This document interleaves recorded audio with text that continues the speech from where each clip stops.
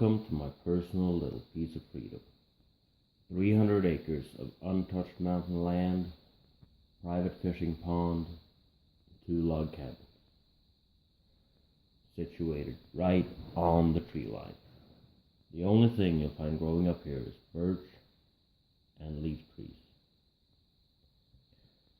There is no power, no internet connection, almost no cell phone coverage, and no water, apart from in the lake. But we are not selfish. We do not have it all to ourselves. We rent out the lake and the cabin during the summer. And since the road was taken out by the flood this spring, no one's been up here all summer. So this is the first time we are here. And it is rented for next weekend, so we have to fix the cabin itself, prepare it for people, wash it out, maybe see if there are some mouse droppings, and carry all this wood inside.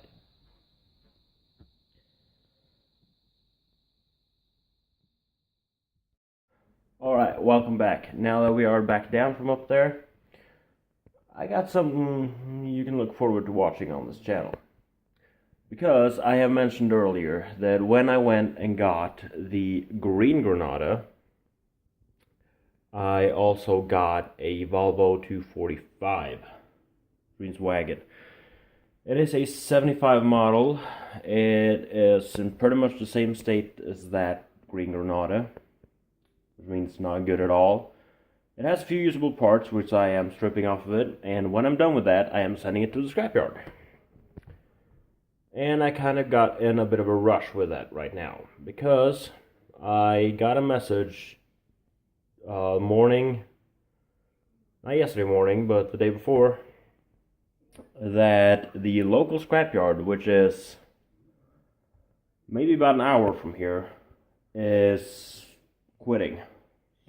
Going effective on the 1st of September. Now it's the 17th or 18th of August today. Which means I have to get that car scrapped, and the only day there's actually time to get that car up there is Wednesday next week or Monday. Today's Saturday. So I gotta strip that car and get it ready to send it in about a couple of days. So I went and picked that car up, got it here, been looking a little bit through it, and I've got an order for pretty much everything on that car. There's not a whole lot left to be taken off of it. And I mean, you can see the pictures, it's not good.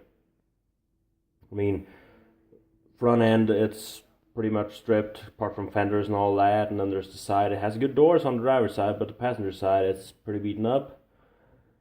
And there's a lot of rust on the tailgate. But since I have to scrap that car pretty fast, I also have to get it on top of a trailer without a rear axle or front suspension, because, well, the front suspension is stripped away from it already, at least on one side, and the other side is missing a wheel and probably whatever's holding the wheel up.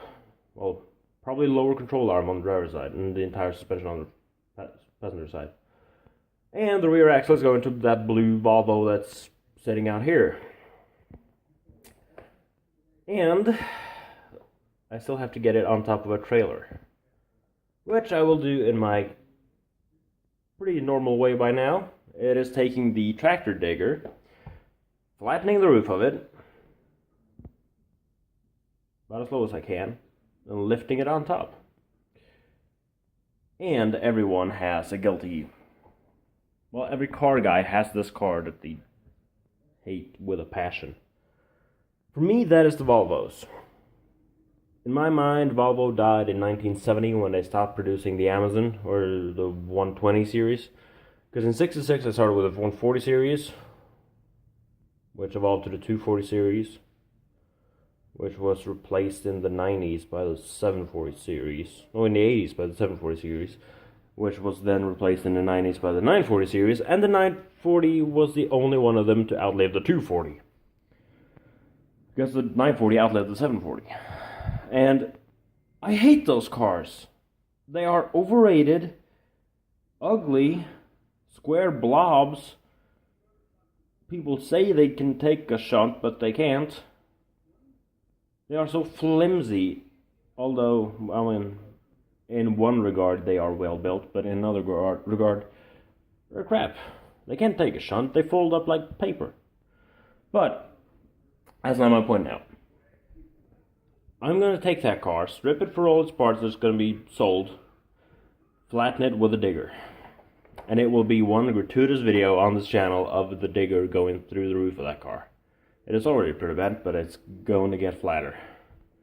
I did the same thing with the 740, and that was the flattest car at the junkyard. So, and that'll be it for now. You can see the Volvo, it's sitting right there. And that is a new car. Well, not new. It just came here last week. And it is a 1967 Ford Cortina.